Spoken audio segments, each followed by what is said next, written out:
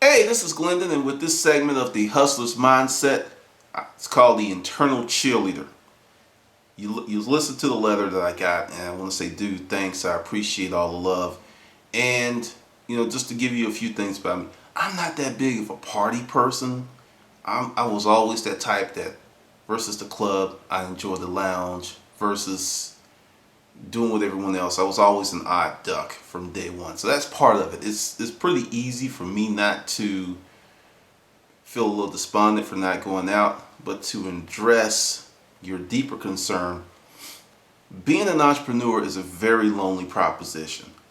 And many times people think you're crazy because initially, the first, let's just go ahead and say the first 2 to 5 years could be very rocky financially.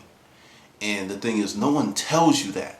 Unless you have a good group of business mentors, because I had people who just told me, they said, look, you can make it past that first 2, 3 years, then it's just going to get better because you get more confidence, you build up your customer list, and it's true. But the thing is, how do you make it through those first few years when the money's not coming in the way that you want, and you're working 80, 90 hours, maybe 100 hours a week, where your friends who have a job, they go to work, they get off, they get to go on vacation, they get to do all this fun stuff. And, sometimes it sucks to be an entrepreneur. That is the gritty, unglamorous side that no one talks about. All you see are like the Steve Jobs or the Bill Gates. You see the people who didn't just make it big, you see the people who made it spectacular. But 90% of the entrepreneurs out there are going to make less than 100,000. It's just the satisfaction that you control your destiny. That's the big payoff for them. One of the things that I used to do to keep myself up, because during the first few businesses I had, I sucked. It didn't work out well. I made a lot of mistakes.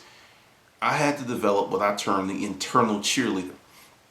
Most of us seek validation from external sources, which is a very, very fragile way to live, because one day people like you, one day they don't like you. I mean, it's hard. So you have to have an internal compass that says, this is my direction, and you're not coming off of that track. Here's one technique. I call it the 30-day commitment.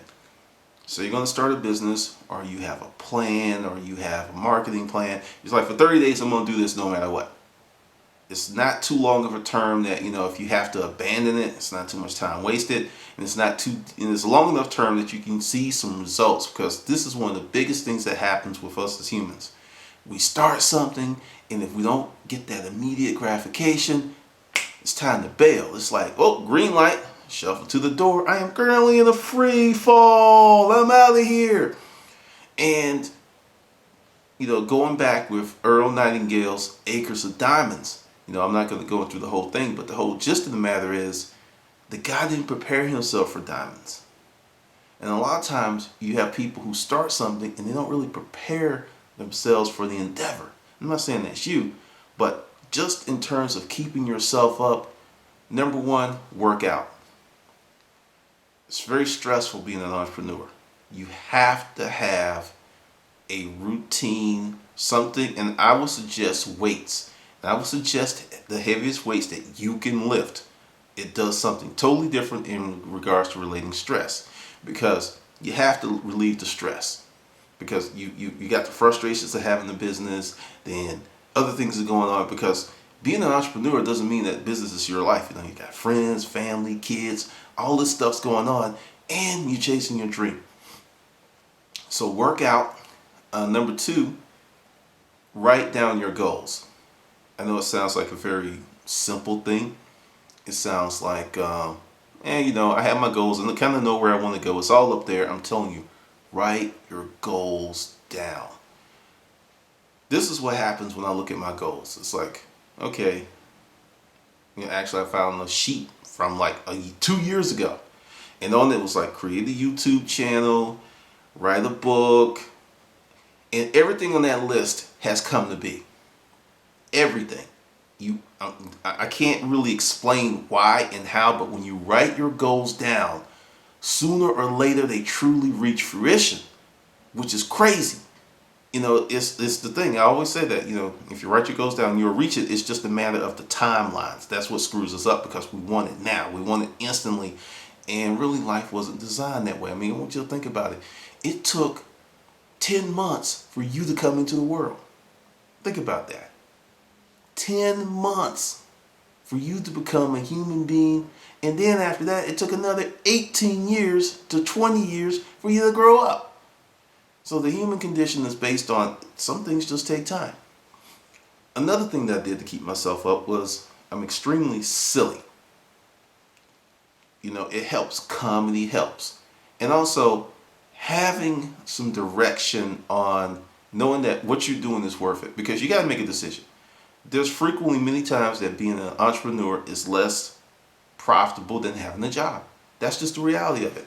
I've had many situations where I employed people for certain businesses, and they were making more money per hour than I was.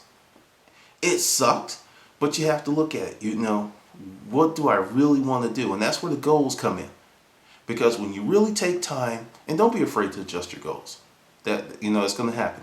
Because you may get into something and really realize, based on your personality and the way you want to live your life, that goal that you thought was so great doesn't actually work for you. Just start over. That's the beauty. But having the goals, and I think failure has also prepared me for this. I have failed so many times that I'm not going to lie to you and go, oh, it doesn't bother me. Oh, it does. When I fail and screw up, it does bother me. That's just, I'm human. But it doesn't paralyze me. When you put yourself out there and you do these things that are really stretching you outside of your normal existence, you build something that you can't buy. Confidence. Because, right now you're doing this stuff, it's a hustle to get business, and you're just working all these crazy hours. What you're building is a better you for tomorrow. Right now, it's just like, man, I want to do this, I want to hang out. And it's cool to go out once a week. I think, I highly encourage it. It's something that I started doing again because, this summer, I didn't really do much. But, I'll give you like when I was writing the book. I was putting myself on the budget because I was living on savings. And I went out once a week just to socialize. There was a place in East Atlanta I would go and meet people and talk. And that was my outlet. So you do need to get out. Once a week. It's not going to kill you. It's not going to kill your business. And it'll be good for you. So going out and partying is cool. Just you can't do it every night. But I think once a week is necessary, and it'll do your world good.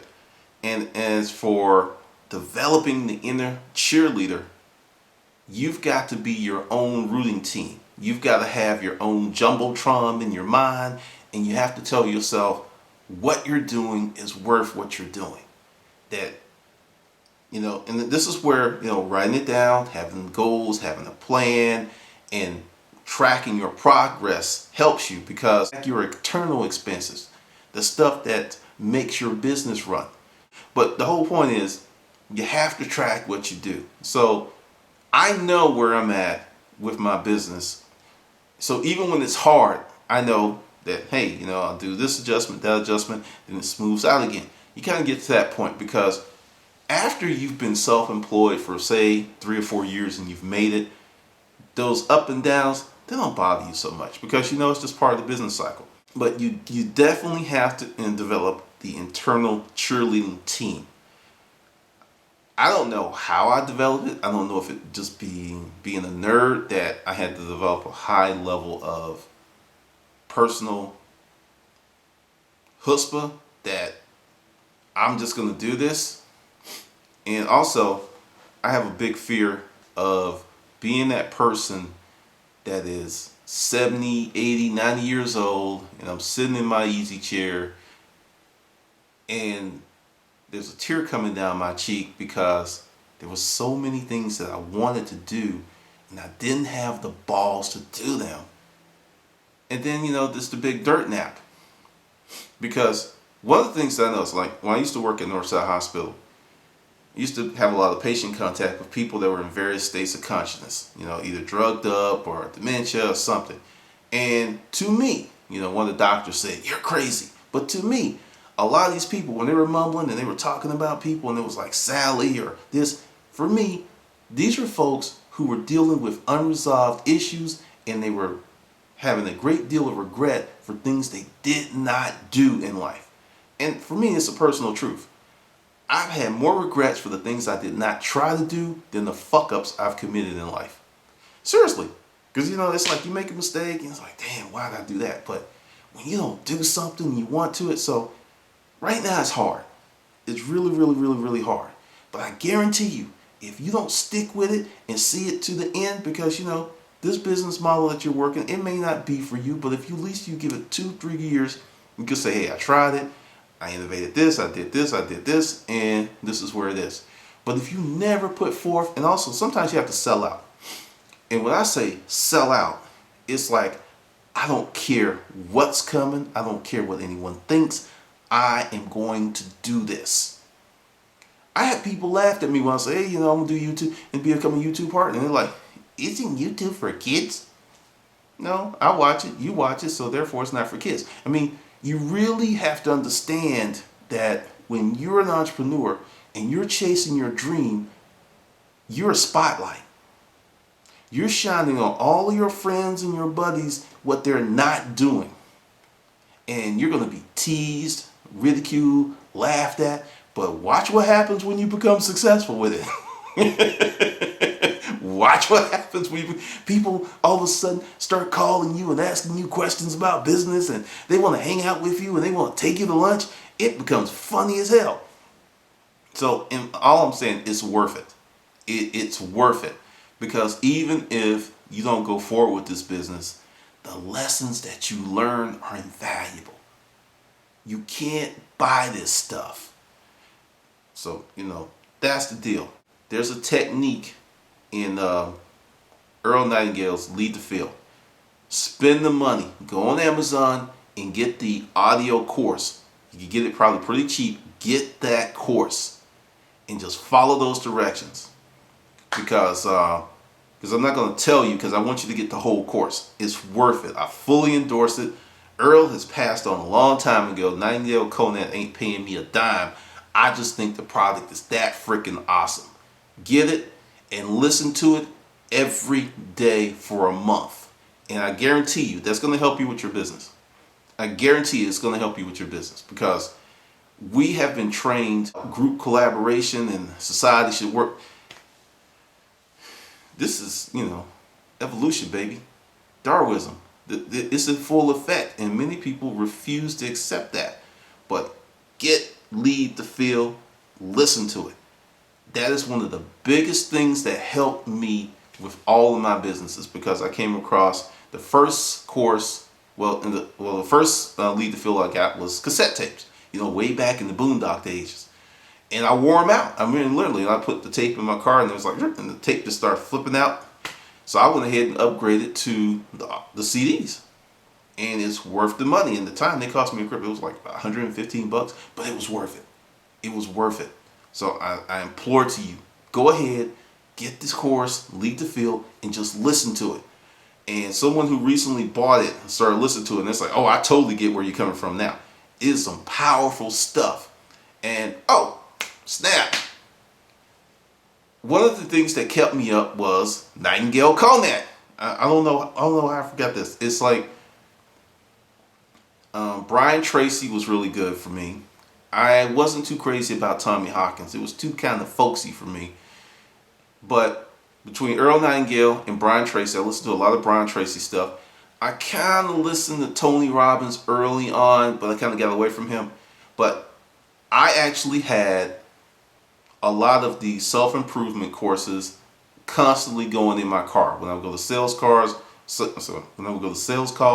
it was something about business listening versus listening to the radio. Because Brian Tracy made this statement. He said, if you go ahead and buy these audio courses, and over the course of a year and a half to 2 years, if you listen every day, you'll get one of the best business educations on the planet. And I gotta admit, he did not lie. So just go ahead to Nightingale Conant, check out some of their stuff. They used to offer a free trial. I don't know if that's the case anymore, but definitely listen to things that motivate you. Hang out with people with similar goals, because all you need is one energy sapper in your crew and you'll feel the effects. That's kind of one of the reasons I don't hang out with too many people. Hang out with like-minded people, and also get those courses. I could have probably just saved you a whole bunch of time and just say, hey, buy the Nightingale courses. Something else you need to do: challenge yourself in ways that are not directly related to your business. Get a vocabulary course. Huge, huge, huge, huge, huge.